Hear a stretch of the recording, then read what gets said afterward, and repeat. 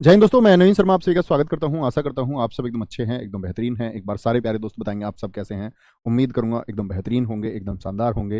विप्लव कर्माकर, रमन कुमार, मयूर, पिंटू, निकिता यादव, पिंटू, मयूर, पिंटू का नाम ज़्यादा आ रहा है, कृष्णा तायडे, कंचन प्रजापति, सन्नी कुमारी, विवेक किशोर वर्मा, लक्ष्मी यदुवंशी। सारे दोस्तों का बहुत स्वागत है। और दोस्त, हम नया सेगमेंट शुरू करने जा रहे हैं जिसका नाम है मध्यकालीन भारत यानी मिडाइवल इंडिया। देखो, मिडाइवल इंडिया की अगर मैं बात करूं तो मैंने आपको इतिहास शुरू करने से पहले ही बताया था कि कब तक से लेकर के कब तक के इतिहास को। तो मैंने आपको बताया था 712 से लेकर के और 1500, अगर हम बात करें 1526 जो है, यहाँ तक तो सल्तनत काल खत्म होगा। फिर 1526 से शुरू होता है मुगल काल, और मुगल काल खत्म होता है आपका 1857 तक। लेकिन हम औरंगजेब की मौत तक, क्योंकि मुगल यहीं तक मजबूत प्रशासक रहे, और 1707 के बाद में मुगल शासन क्या हो गया, कमजोर हो गया। तो ये इतने वर्षों के बीच का जो समय है, 712 एडी से 1707 एडी का, ये मध्यकालीन भारत। और बहुत सारे बच्चों के कमेंट में देख पा रहा हूँ, बहुत शाबाश। ठीक है, तो ये हम लोग आज शुरू करने जा रहे हैं। उम्मीद करूंगा आप एक अच्छे छात्र की तरह अपना रिवीजन करते होंगे और प्राचीन इतिहास का एक अच्छा रिवीजन आपने किया होगा। ठीक है, सबको नमस्ते भाई, सबको चरण स्पर्श है। आएंगे मध्यकालीन भारत को शुरू करेंगे। तो मध्यकालीन भारत में क्या होगा कि भारत में विदेशी आक्रमणकारी आने शुरू होंगे। जैसे कि मैं आपको थोड़ा सा ब्रीफ कर दूं। ठीक है, इसमें क्या होगा, 712 से यहाँ से इस्लामिक आक्रमण शुरू होगा, एक इस्लामिक इन्वेजन होगा। ठीक है, जिससे क्या होगा, भारतीय संस्कृति पर प्रभाव भी पड़ेगा। इस्लामिक आक्रमण होगा, और इस्लामिक आक्रमण में भारत पर दो तरह की डायनेस्टी आएंगी। एक तो आएगा सल्तनत वंश, जिसको हम क्या कहते हैं, दिल्ली सल्तनत। ठीक है, दिल्ली सल्तनत आएगी। मैं आपको ब्रीफ कर रहा हूँ कि हम लोग पढ़ने क्या वाले हैं। दिल्ली सल्तनत में 5 वंश होंगे, गुलाम, खिलजी, तुगलक, सैयद और लोदी। कौन कौन से वंश होंगे? एक तो गुलाम वंश होगा, एक आपका खिलजी वंश होगा, खिलजी वंश होगा। एक दोस्त आपका तीसरा तुगलक वंश होगा, तुगलक डायनेस्टी होगी। ठीक है, एक आपका सैयद वंश होगा, सैयद वंश होगा। एक आपका लोदी वंश होगा। ठीक है, लोदी वंश। तो 5 वंश ये होंगे। लोदियों को खत्म करके तब क्या होगा आपका, यहां पर फिर मुगल शासन आएगा भारत में। मुगल आएंगे और मुगल भारत में रहेंगे 1526 से लेकर के आपका 1857 तक। ठीक है, दिल्ली सल्तनत का जो काल रहेगा वह रहेगा 1206 से लेकर के 1526 तक। तो ये छोटे छोटे डेटा आपको पता होने चाहिए। जिसमें गुलाम वंश रहेगा 1206 से लेकर के 1290, बहुत बार परीक्षाओं में पूछा जाता है। खिलजी वंश का सबसे छोटा शासनकाल होगा दिल्ली सल्तनत में, क्योंकि यहां पर क्या होगा आपका 1290 से लेकर के 1320। तुगलक जो भारत में शासन करेंगे दिल्ली पर 1320 से लेकर के 1414। सैयद जो शासन करेंगे वो 1414 से लेकर के 1451। और लोदी जो देश में शासन करेंगे वो 1451 से लेकर के 1526 तक। ठीक है, दिल्ली सल्तनत में जी 5 ही वंश क्यों हैं? ठीक है, इन 5 को ही हम दिल्ली में क्यों रखते हैं? क्योंकि इन सब की राजधानी रही है दिल्ली, अधिकांश। लेकिन मुगलों के समय पर क्या हुआ, मुगल दिल्ली सल्तनत में क्यों नहीं है? क्योंकि मुगलों के समय पर जो हेडक्वार्टर बन जाएगा वो बन जाएगा आगरा। यानी इन सब का तो सेंटर रहा दिल्ली, और मुगलों के टाइम पे सेंटर कहां हो जाएगा, एक बार बोले आगरा। तो कहां शिफ्ट हो जाएगी पावर, दिल्ली से आगरा। इसीलिए हम मुगलों को दिल्ली सल्तनत में नहीं रखते हैं। मैं दोस्त आपसे पूछना चाहूं कि दिल्ली सल्तनत का कुल शासनकाल यानी दिल्ली सल्तनत भारतीय इतिहास का कितने वर्षों का समय है? तो आप सब लोगों का आंसर आना चाहिए भैया जी।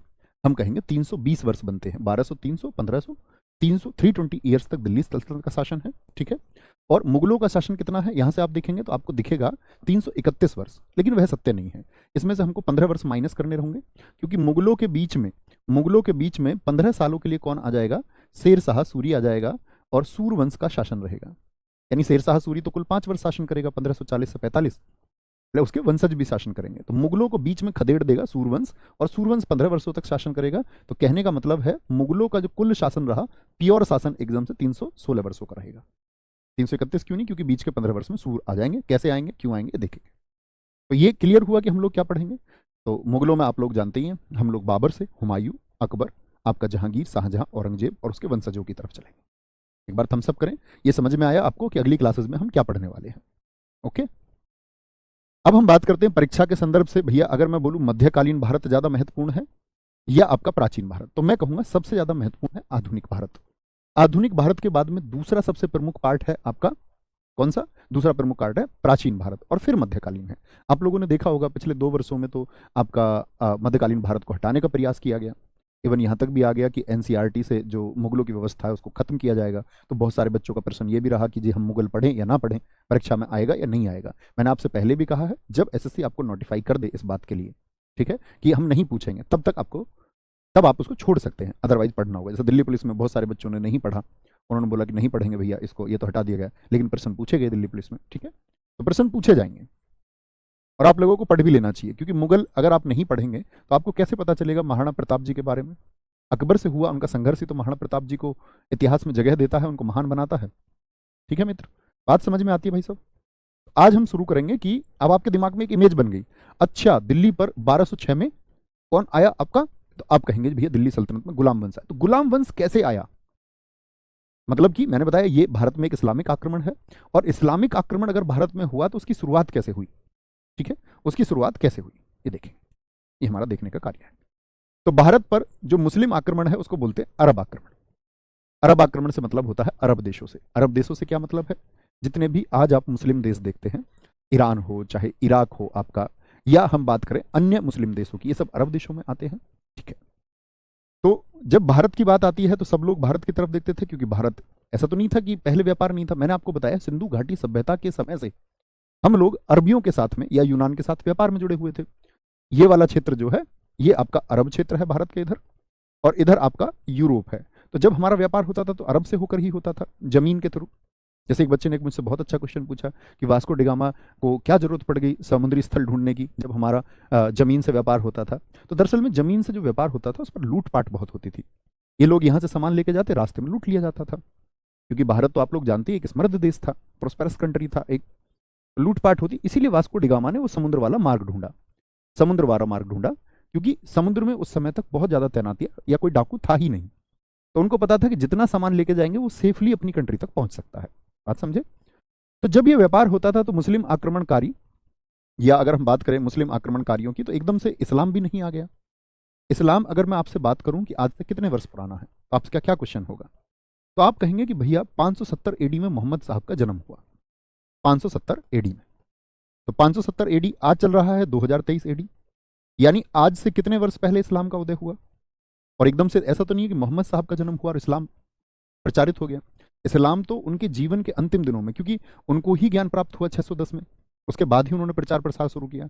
और सबसे हिट ईयर आता है 622, सन 622, जब हिजरी संवत आया और उन्होंने अपनी शिक्षाओं को बहुत तेजी से प्रचारित प्रसारित किया। तो हम कह सकते हैं लगभग 650 के आसपास में इस्लाम एकदम से विस्फोट की तरफ फैलना शुरू हुआ, उसकी उनकी शिक्षाएं फैलनी शुरू हुई मोहम्मद साहब की।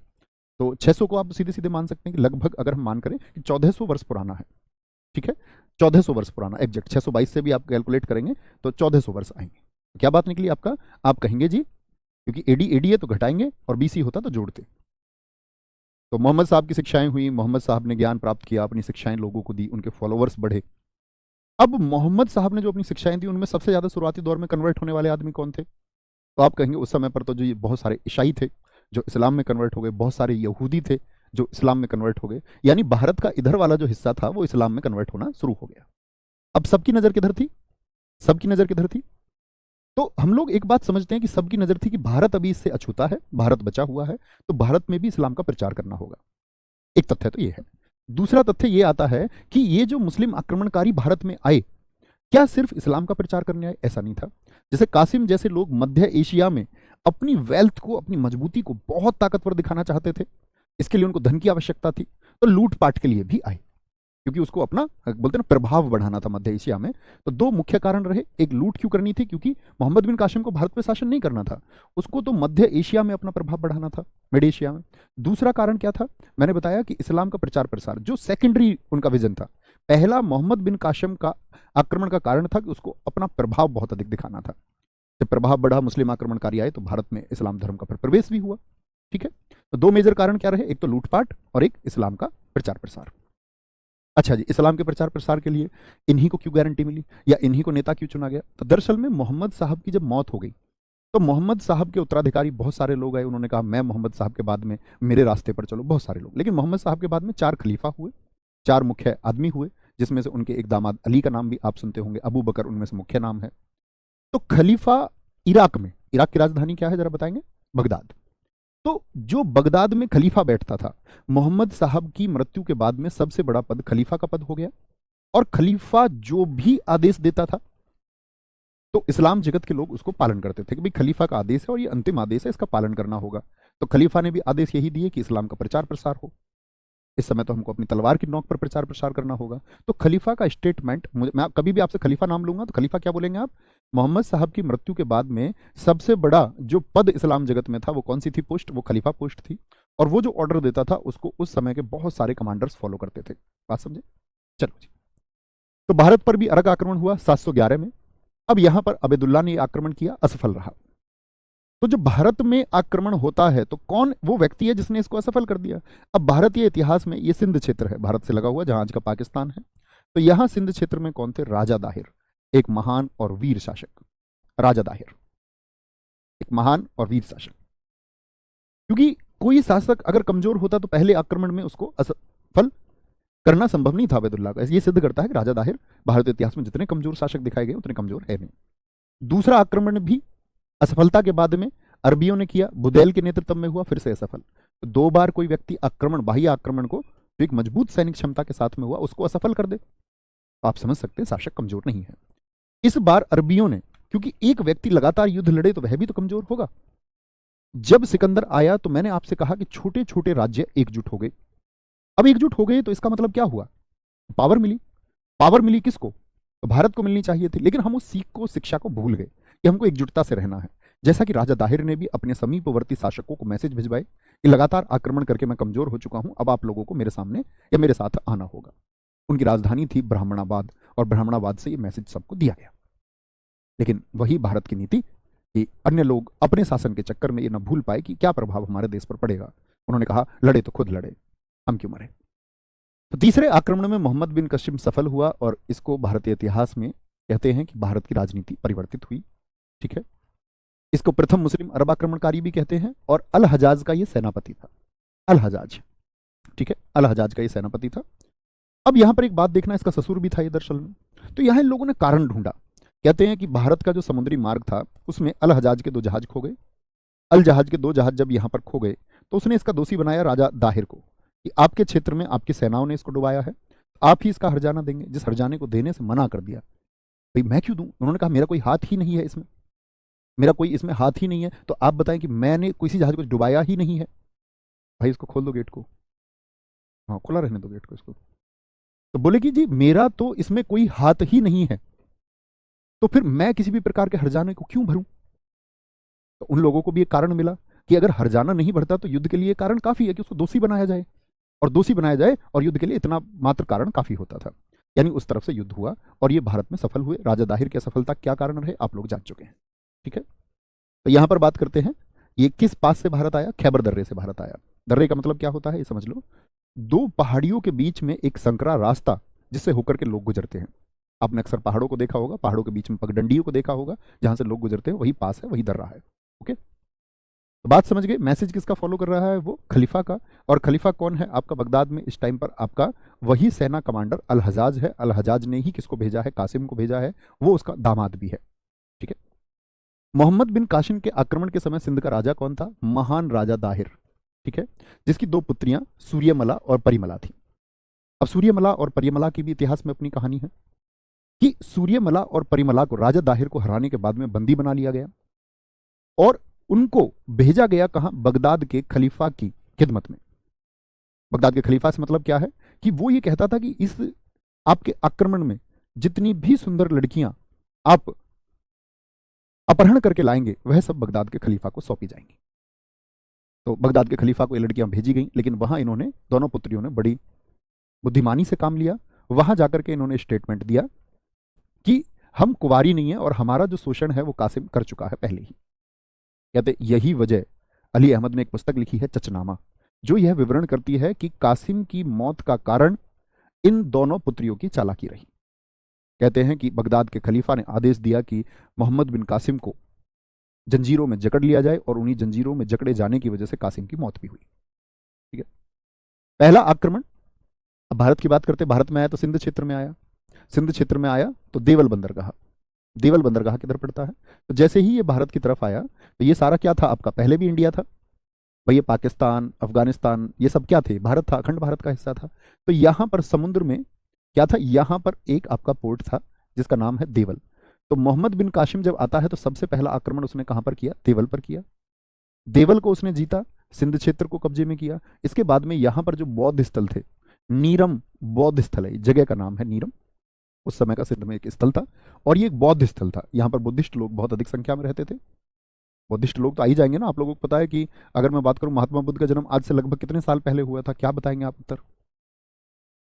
ठीक है, बहुत बढ़िया। सिंध पर जजिया कर लगाया गया। और सिंध पर जजिया कर क्या होता है, यानी कासिम ने जब जीत लिया तो अब आक्रमण तो उनका सफल हो गया। अब मैंने कहा कि उनकी एक नीति लूटपाट की नीति भी थी, उनको भारत से धन भी एकत्रित करना था, क्योंकि कासिम को मिड एशिया में अपनी ताकत दिखानी थी, मध्य एशिया में। तो इसके लिए उसने कहा कि भाई धन का इंतजाम तो हो गया, लेकिन इस्लाम का जो प्रचार प्रसार करना है वह अभी अधूरा है। तो इसके लिए एक नया नीति लेके आए जिसका नाम है जजिया। कैसे, देखो, जजिया उन्होंने बोला कि जजिया देना है उन लोगों को जो इस्लाम को नहीं मानते। अब क्योंकि भाई साहब शक्ति इनके पास है, क्षेत्रीय जीत चुके हैं, तो लोग तो इनसे डरेंगे।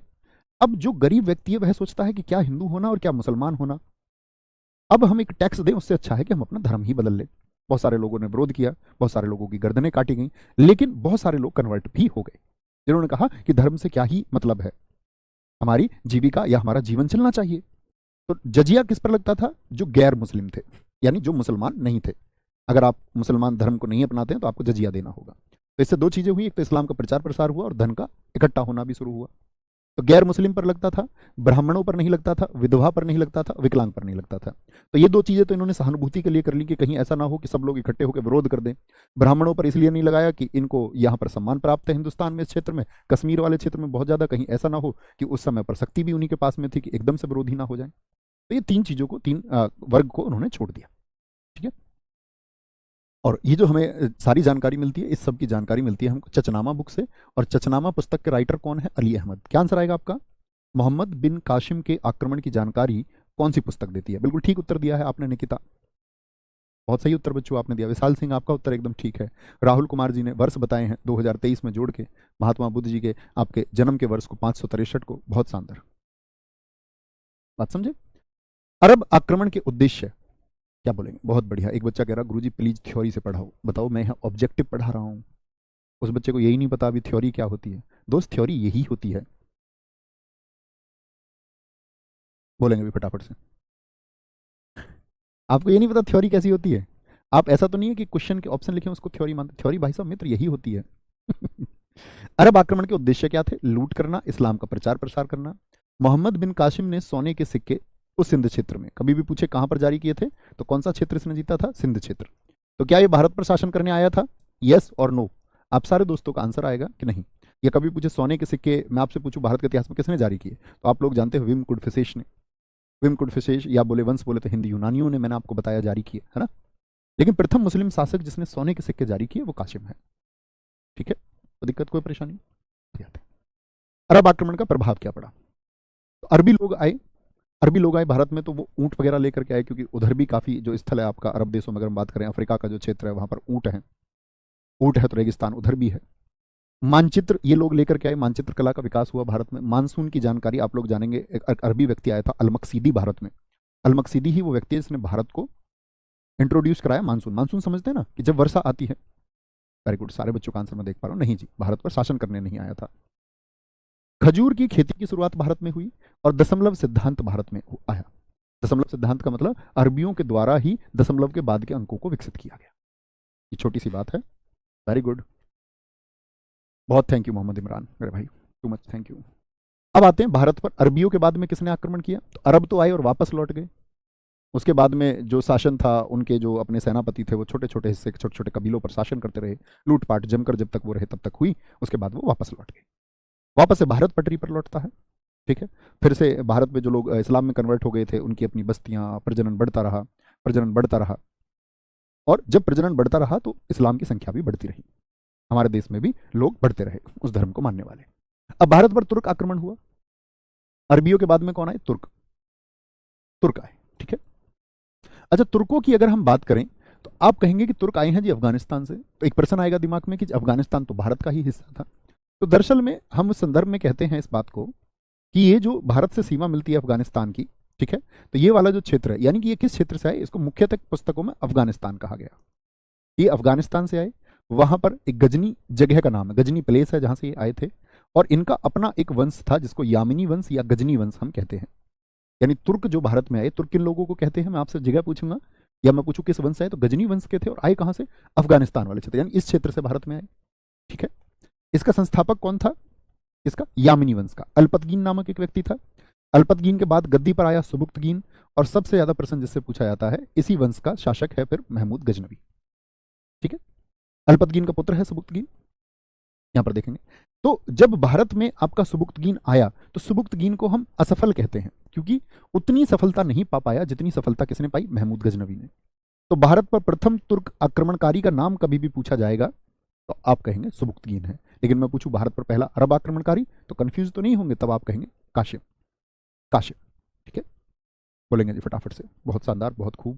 गुरुजी स्टैटिक जी के मैं ही कराऊंगा, आपसे पहले ही क्या दिया था, 2.0 बैच शुरू होगा। ठीक है, 2.0 बैच शुरू होगा तो पहले हिंदी पढ़ाएंगे, उसके बाद पढ़ाएंगे स्टैटिक, तब पढ़ेंगे। अभी स्टैटिक नहीं होगी, वो पहले ही आप लोगों से बोल दिया गया था, क्योंकि स्टैटिक पेपर से पहले पढ़ने का टाइम अभी दिल्ली पुलिस के बच्चों को पढ़ाया गया है। ठीक है, 20-22 दिन में स्टैटिक जी के अभी पढ़ाई गई है, ऐसे ही आप लोगों को पढ़ाई जाएगी। ठीक है। जीएस में आप लोगों को कमांड एसएससी जीडी बहुत बेहतरीन यदि देना चाहते हो, 3 बजे का प्रैक्टिस सेशन शुरू होगा। ठीक है, नए सिरे से शुरू होगा 1 तारीख के आसपास से। एक तो वो प्रैक्टिस सेशन परीक्षा तक जब तक चले तब तक उसको नहीं भूलना। एक आप लोगों के लिए जो क्लासेस की जरूरत होगी मैं आपको कराऊंगा, निश्चिंत रहना इस बात से। ओके, चिंता करने की बात ही नहीं है कैसी भी, कोई दिक्कत, इतने में चीयर अप हो जाना चाहिए। इतनी बड़ी घोषणा मैंने करी स्टूडेंट्स तुम्हारे लिए। ठीक है, आगे आइए। भारत पर प्रथम तुर्क आक्रमण हिंदू शाही वंश जयपाल शासक के विरुद्ध हुआ। यानी जब सुबुक्तगीन ने आक्रमण किया था 986 एडी में, तब शासक कौन था, जयपाल था। कौन था, हिंदू शाही वंश का मतलब हिंदुओं का वंश था। यहां पर कौन शासन कर रहे थे, हिंदू शासन कर रहे थे। और उस जयपाल को, मतलब इनकी कई जगह लिखा गया कि आपका छिटपुट आक्रमण हुआ, कुछ कहते हैं कि नहीं सुबुक्तगीन हार गया था, कुछ लोग कहते हैं जयपाल की जीत हुई, कुछ लोग कहते हैं कि जयपाल को अगर हरा दिया जाता तो जयपाल को फिर बंदी बना लिया जाता। लेकिन जयपाल ने तो बाद तक भी शासन का विवरण उसके का मिलता है, उसने तो बाद में भी शासन किया है ना। ठीक है, आगे अब आते हैं महमूद गजनवी पर। सुबुक्तगीन और अल्पतगीन का कोई विशेष योगदान नहीं है, मुख्य बात है मोहम्मद गजनवी, जिसका भारत में इतिहास पढ़ाया जाता है। गजनवी एक बहुत ही लुटेरे किस्म का व्यक्ति। अगर मैं बोलूं कि भारत के शासन में जिस प्रकार से हीनता पैदा की, गलत कृत्य जितने तैमूर लंग ने किए, ठीक है, उतनी ही गलत कृत्य महमूद गजनवी ने भी देश में किए। देखेंगे कैसे। ये सुबुक्तगीन के बाद में गद्दी पर बैठा 998 एडी में। सुल्तान और गाजी की उपाधि धारण करने वाला पहला शासक था। सुल्तान यानी इसने खुद को सुल्तान कहा, और गाजी कहा। गाजी का मतलब कई अर्थों में अलग अलग मिलता है। ठीक है, गाजी की बहुत सारी परिभाषा है, लेकिन हिंदुस्तान के संदर्भ में खलीफा ने जो इनको गाजी की उपाधि दी, इसका मतलब था, गाजी का मतलब होता था विधर्मी का कत्ल करने वाला।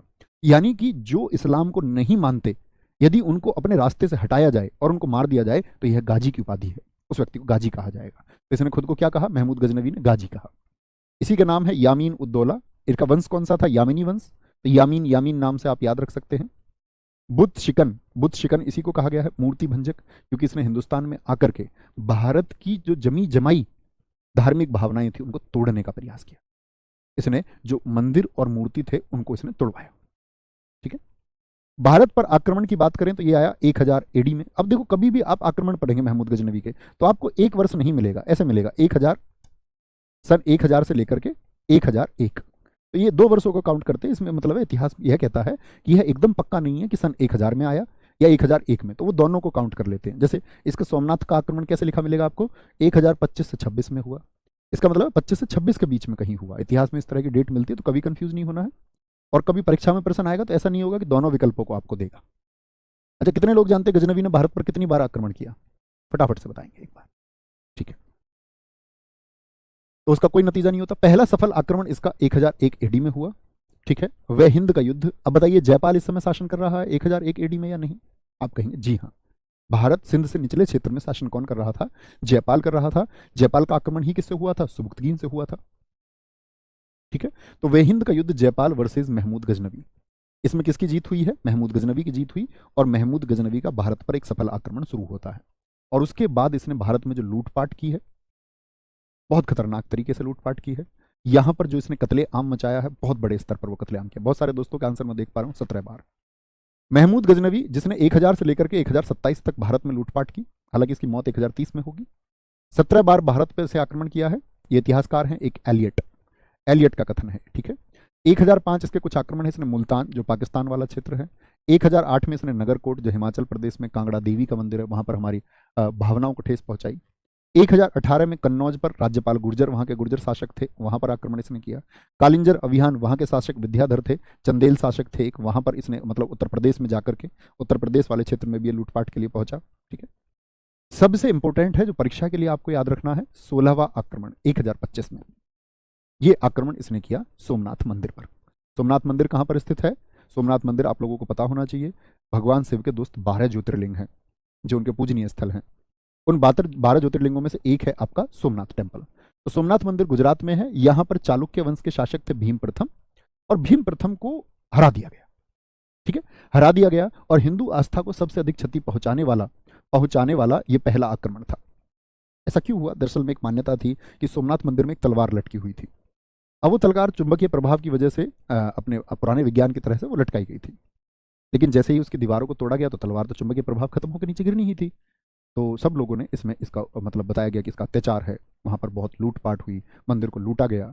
और कहते हैं कि सोमनाथ की इस लूट से लगभग 1000 मन सोना, एक मन का मतलब होता है 40 किलो, 40,000 किलो सोना सिर्फ सोमनाथ से लेकर के महमूद गजनवी गया। आप समझ सकते कितना सोना वहां पर था। अंतिम आक्रमण इसका 1027 में हुआ खोखरों के विरुद्ध। खोखर एक जनजाति है जिसमें आपका रामलाल खोखर का नाम भी आता है। खोखर से मतलब था यहाँ पर बहुत सारे लोग थे, जैसे भारत से आप वापस जाते थे सिंध क्षेत्र की तरफ, ठीक है, पंजाब से होकर के सिंध क्षेत्र, तो यहाँ पर खोखर निवास करते थे बहुत छोटे छोटे छोटे छोटे छोटे हिस्सों में, जिनके साथ में जिनको सहयोग था जाटों का भी। जाट जो हमारी जाति है उसका सहयोग भी इनको प्राप्त था। तो उनके द्वारा क्या हुआ, इस पर अंतिम आक्रमण किया गया, और जिस चीज को ये लेके जा रहा था, जो धन इसके पास था, उसको लूट लिया गया, उसको लूट लिया गया। ठीक है, क्योंकि यहां पर एक मैसेज था कि वो कासिम यहीं से गुजरेगा जिसने लगभग इस सोमनाथ आक्रमण के समय पर 50,000 हिंदुओं का कत्ल किया है। उस कासिम, उस धन का बदला हमको यहां लेना होगा। ठीक है, वापस में कहते हैं अंतिम आक्रमण के बाद में उसका जो लूट लिया गया, तो उसने इसलिए इनका अंतिम अभियान किया कि मैं खोखरों के खिलाफ लड़ाई लड़ूंगा। 1030 में मृत्यु हो जाती है, कोई दिक्कत कोई परेशानी?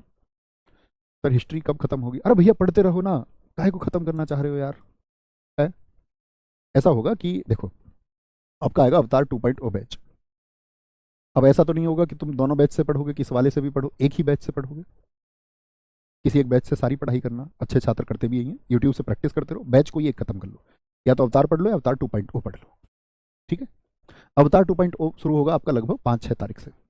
अब जब से शुरू होगा तो इसमें शुरू होगी आपकी हिस्ट्री की क्लास, मॉडर्न हिस्ट्री से। तो उससे पहले क्या होंगे हम, उससे पहले हम इतिहास के 2 सेगमेंट अपने खत्म ही कर लेंगे। अब आप लोगों को इतिहास ही तो पढ़ना है, तो आप लोग तो पहले पढ़ चुके प्राचीन मध्यकालीन, आप लोग तो एक क्रम में पढ़ते आ रहे हैं, हालांकि क्रम का मैंने आज जैसे ही शुरू किया तो इसका प्राचीन इतिहास से कोई लेना देना है? आप बताइए हाँ या ना, आप कहेंगे नहीं। इसी तरह आधुनिक इतिहास भी नए सिरे से बहुत सारे अध्यापक शुरू करते हैं, तो इसको शुरू करेंगे हम तब से, और लगभग अगले 20 दिन में ये शायद हो जाएगा। तो आप मान सकते हैं कि लगभग इतिहास को अगर हम कहें 25 से 30 तारीख तक मान लीजिए, ठीक है, 30 दिसंबर तक, उसके बाद आपके पास टाइम बचा रहेगा, वो वाला घंटा खाली रहेगा, आप परीक्षा तक उसका रिवीजन करते रहें। बात समझ में आया? एक बार थम्स अप करें। आप दिसंबर लास्ट तक मान सकते हैं, दिसंबर लास्ट तक वो खत्म हो जाएगा। ओके भाई साहब, और जितने भी क्वेश्चन है गुरुजी प्रीवियस ईयर क्वेश्चन भी, बच्चा 3 बजे का प्रैक्टिस सेट, उसको रग रग में बसा लो। जब आप देखेंगे बच्चों के सिलेक्शन की एक भीड़ को, हर किसी की जुबान पर वो सेट हमेशा रहा है, आपकी पर भी रहना चाहिए। जो लोग अब तक नहीं ज्वाइन कर पाए थे उस प्रैक्टिस सेट को, अभी उसकी शुरुआत होगी, बहुत जल्दी घोषणा की जाएगी। नई क्लासेस 1 तारीख के आसपास से शुरू होंगी यूट्यूब पर। पुरानी क्लासेस नहीं भी की कोई दिक्कत नहीं, 1 तारीख से बस, मतलब आपका एग्जाम होगा फरवरी में, तो लगभग 15 फरवरी तक मान के चलो, 15 फरवरी तक जितने प्रैक्टिस सेट में उसमें आपको करा दो, वो तुमको घोट के पी लेने, बस उनकी प्रैक्टिस करनी दबा के। ये नहीं हर विषय की, चाहे ज्योग्राफी हो, पॉलिटी हो, हर प्रीवियस ईयर को क्या पूछा जाता है, क्या पूछा जा सकता है, वो सब मैं हर विषय का करा दूंगा आपको, निश्चिंत रहना। ठीक है मित्र, आगे चलते हैं। यूपीएसआई के प्रैक्टिस सेट जब शुरू होंगे, जब यूपीएसआई की डेट आएगी दोस्तों, बिना डेट के प्रैक्टिस सेट काहे के? ठीक है, अभी आप पढ़िए, सीख लीजिए। प्रैक्टिस सेट तब होता है जब परीक्षा की एक डेट हो। समकालीन लेखकों की बात करते हैं कि गजनवी के आक्रमण के समय लेखक कौन थे। एक फिरदौसी है जिसको पूर्व का होमर कहते हैं।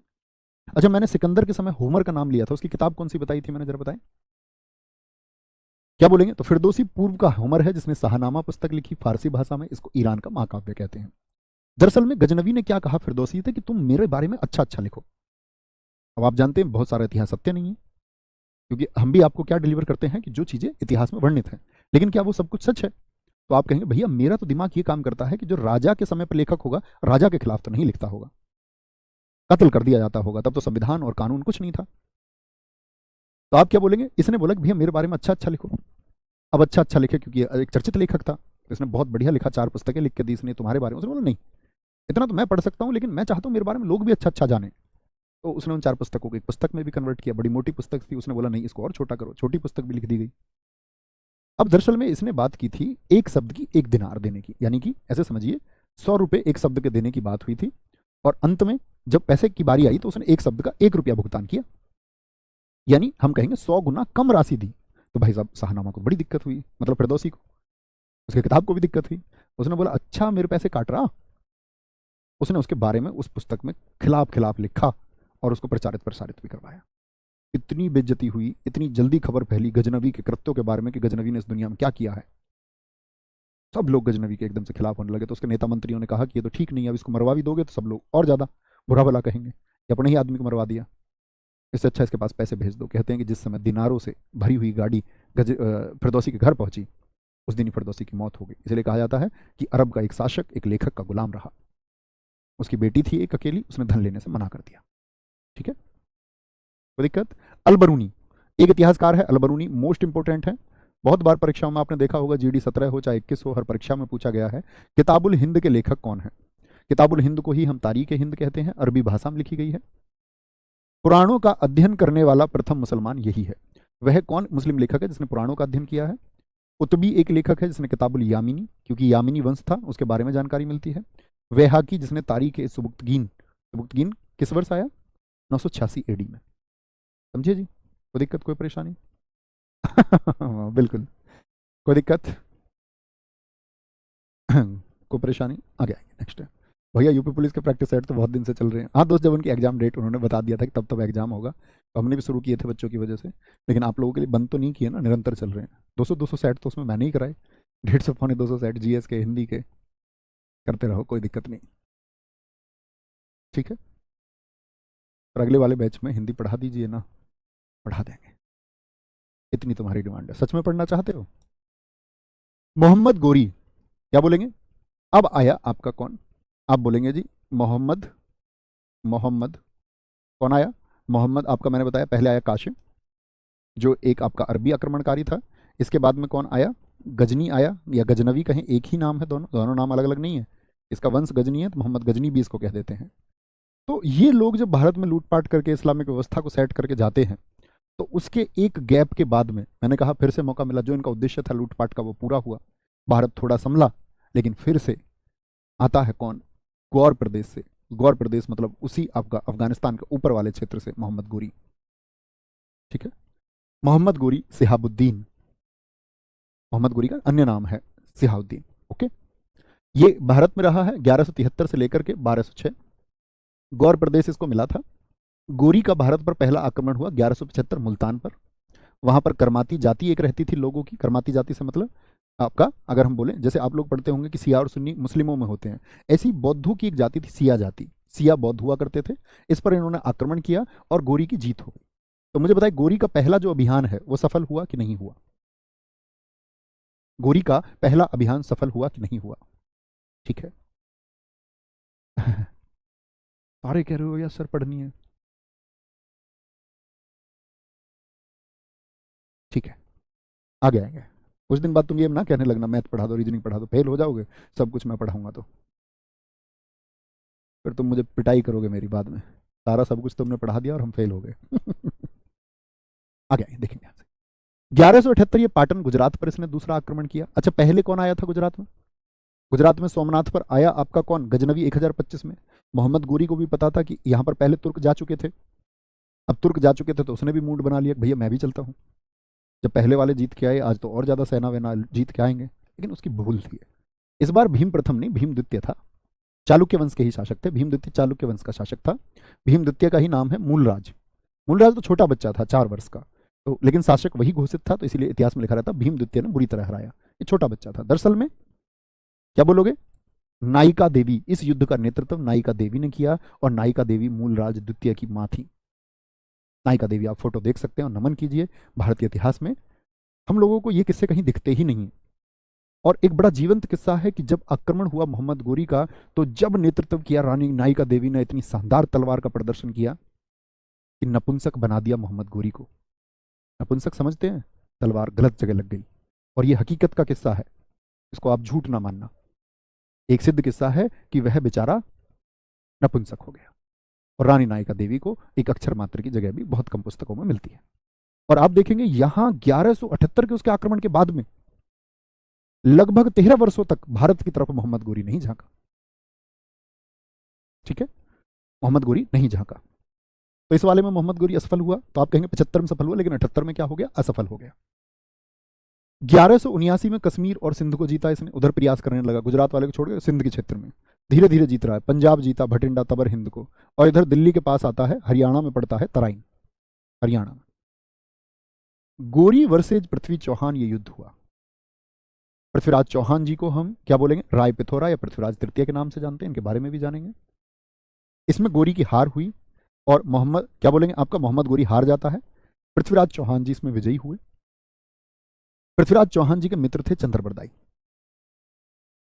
चंद्रबरदाई इनके मित्र हैं, जिन्होंने लिखा है क्या, चंद्रबरदाई की पुस्तक है पृथ्वीराज रासो, जिससे हमको वर्णन मिलता है आपका किसका, तराइन के युद्धों का। तो मोहम्मद गोरी बेचारा छोटे छोटे क्षेत्र जीतते जीतते जीतते जीतते किस प्रयास में था, दिल्ली की तरफ आने में। लेकिन ये पृथ्वीराज चौहान जी शासक थे राजस्थान अजमेर में, जिन्होंने कहां पर आपका क्या बोलेंगे, हरियाणा के तराइन में हरा दिया इसको। अब मैंने कई बार देखा है, जब भी मैं तराइन का नाम लेता हूँ पानीपत का, तो बहुत सारे बच्चों के दिमाग में एकदम से होशियारे वाला सवाल आता है, जी ये सारे युद्ध तराइन में क्यों हुए, सारे युद्ध पानीपत में क्यों हुए। क्योंकि मैंने देखा कुछ लोगों ने पढ़ा भी ऐसे ही दिया कि युद्ध पानीपत में 3 ही तो युद्ध हुए हैं, तराइन में भी तो 3 ही युद्ध हुए। भारत के इतिहास में क्या 6 ही युद्ध हुए हैं सिर्फ। भारत के इतिहास में कहा जाता है कि भारत के इतिहास में इस्लामिक आक्रमण से लेकर के या महाभारत के काल से आज तक लेकर के 1500 बड़े युद्ध लड़े गए हैं। तो बाकी कितने बचे, 1500 ही काउंट कर ले तो 1494 युद्ध और भी जगह हुए। तो आप ये मूर्खता वाला सवाल नहीं करना है कि सारे युद्ध तराइन में ही क्यों हुए। कौन कहता है सारे तराइन में हुए, 3 ही तो हुए। 3 क्यों हुए उसका कारण पूछिए। देखो, जब भी शासक दिल्ली की तरफ जाते थे तो युद्ध ऐसे नहीं था, युद्ध के अपने यहाँ पर जो भारत में ये आते तो यहाँ दिल्ली, इधर थी अरावली रेंज, ठीक है, दिल्ली से आपको राजस्थान गुजरात इधर वाला क्षेत्र बचता था। ये लोग खैबर दर्रे से आते थे, बोलन दर्रे से आते थे, इन पहाड़ी मार्गों से। तो यहाँ पर जो स्थल मिलता था, ये हरियाणा में यही खाली जगह थी जहां पर सेनाएं भिड़ सकती थी। ठीक है, कोई दिक्कत कोई परेशानी। सर जब रोहित शर्मा एक ओवर डाल सकता है तो एक दिन मैथ पढ़ाने का प्रयास करो। नहीं, मैं पढ़ा सकता हूँ ऑफलाइन, मैंने अकेले पढ़ाया है, बहुत दिनों तक पढ़ाया है, सारे विषय अकेले पढ़ाए हैं। बाद में हमारे मैथ के एक हमारे मित्र थे नीरज सर, उन्होंने बाद में मैथ पढ़ाया मेरे साथ। लेकिन उनके जब तक उन्होंने नहीं पढ़ाया तब तक ऑफलाइन में मैं अकेले ही सारे विषय पढ़ाता था। सुबह करंट अफेयर्स, फिर मैथ, फिर रीजनिंग और फिर जीएस।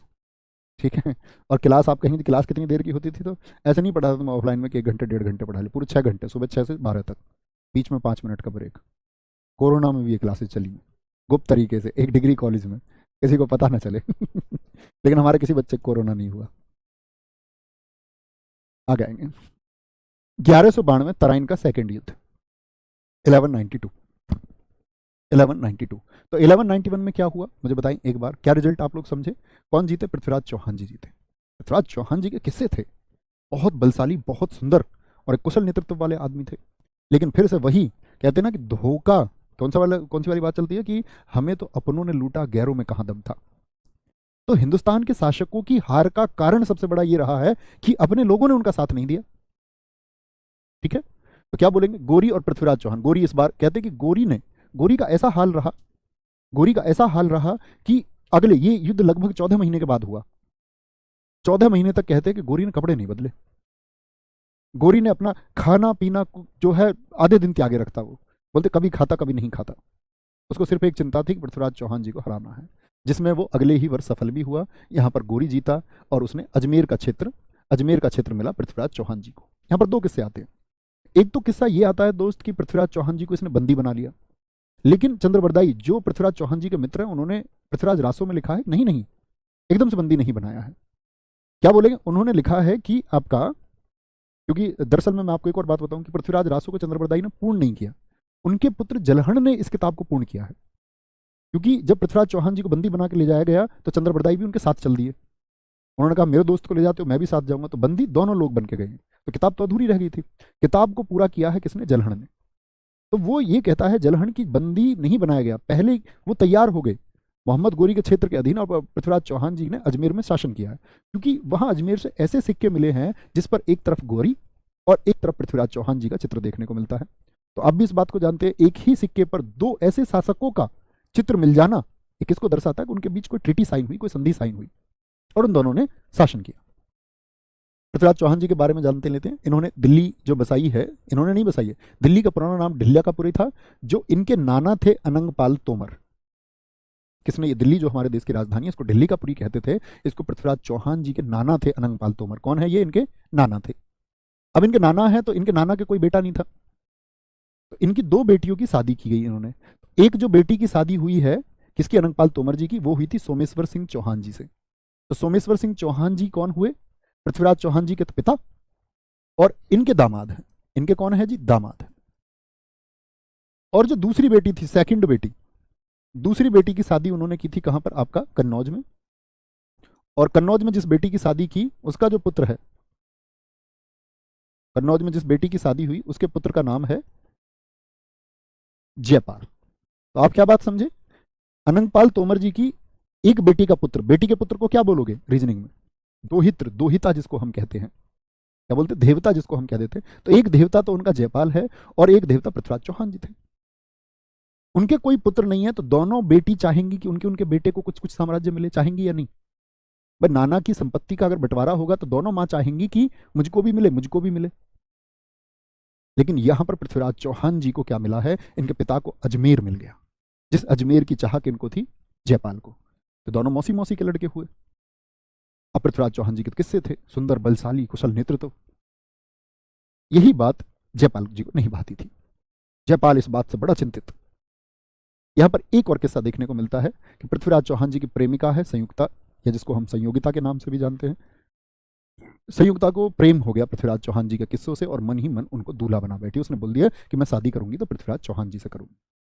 जयचंद ने कहा, पागली है तू मटरी तो नहीं है, क्यों शादी करेगी उससे, हम तेरा स्वयंवर कराएंगे, तू अपना वर चुन। हमारे हिंदुस्तान में अधिकार मिला लड़कियों को अपना पति चुनने का, अब खत्म हो गया हालांकि ठीक है, अब कानून भी एक्टिव हो चुका, तब भी खत्म हो चुका, लोग एक्सेप्ट ही नहीं करते। बहुत सारे लोग कर लेते, बहुत सारे नहीं करते। तो कहने का मतलब ये है, इसने अपनी बेटी के स्वयंवर में सबको कार्ड भेजे, पृथ्वीराज चौहान जी को निमंत्रण नहीं भेजा। और पृथ्वीराज चौहान जी का एक पुतला बनवाया और ऐसे समझो तुम टेंट के गेट पर लगा दिया, और जो भी राजा आए वो हंसे, पुतले को देखकर बोले, अरे पृथ्वीराज चौहान तो हमारी ड्यूटी में लगा हुआ है। सब लोग हंसे पृथ्वीराज चौहान जी को देख के, बोले बताओ हमारे गेट पे द्वारपाल की तरह खड़े हैं। स्वयंवर चल रहा था, पृथ्वीराज चौहान जी की हीरो वाली एंट्री होती है, घोड़े पर तुगुड़ तुगुड़ तुगुड़ तुगुड़ तुगुड़, और संयोगिता को अपने साथ ले जाते हैं। एक किस्सा है वहां पर, ठीक है। इसके बाद में क्या हुआ, तो यही एक कारण था कि जयपाल ने जिसके बारे में इतिहासकार लिखते हैं, जयपाल को गद्दार कहा जाता है, कहते भारतीय इतिहास में जयचंदों की कमी नहीं रही, वो यही जयचंद है। तो भाई साहब कहने की बात यह है कि जयचंद जो है वह एक समय पर गोरी को उकसाता भी रहा, पृथ्वीराज चौहान जी को। अब यहां पर बहुत सारी कहानियां आती हैं कि पृथ्वीराज चौहान जी ने शब्दभेदी बाण से मोहम्मद गोरी को मारा, लेकिन दरअसल में उन सारी बातों का बहुत सारे इतिहासकार खंडन करते हैं कि ऐसा नहीं है, ठीक है। 1194 में इस जयपाल को गोरी ने जब इनको हरा दिया तो उसके बाद दिल्ली के बाद में कहां पर गया वो, दिल्ली आप जानते हैं ना, भारत के नक्शे को मैं उम्मीद करता हूं आप सब लोग जानते हैं। दिल्ली के बाद में वो गया कन्नौज, यूपी की तरफ, और वहां जाकर के जयचंद जो गेहड़वाल वंश का शासन था, बहुत पूछा जाता है, इसको भी हराया कन्नौज में। यहां पर गोरी की जीत हुई। मैं आपसे पूछूंगा अब तक जितने युद्ध हुए उनमें गोरी कितने में जीता है, गोरी कितने में जीता है। मोइनुद्दीन चिश्ती, अब का समय हो चुका है, कल कंटिन्यू करेंगे इसको यहीं से, ठीक है। बहुत बढ़िया, बहुत शानदार। प्रवीण कुमार हाँ, ये रियल इमेज थी पृथ्वीराज चौहान जी की। तो कल यहाँ से कंटिन्यू करते हैं मित्र, ठीक है। तो ख्याल रखिए अपना बहुत सारा, और बहुत अच्छे से पढ़ते रहिए, बस रिवीजन अच्छा करते रहिए। आप लोग समय से सारी चीज़ों को खत्म करेंगे, ठीक है, और प्रयास करेंगे आपकी हर एक ख्वाहिश को पूरा कर पाए। बहुत ज़्यादा ख्वाहिश तुम लोग रखते भी हो, प्रयास करेंगे कि आप तक सारी चीज़ें पहुँचते रहें। लेकिन आप लोगों को भी एक प्रॉमिस करना होगा कि आप लोग अच्छा रिवीजन करके इसको सिलेक्शन में कन्वर्ट करोगे और एक दिन सेलेक्ट होकर आओगे। Thank you, bye bye, take care, जय हिंद, जय भारत, नमस्ते।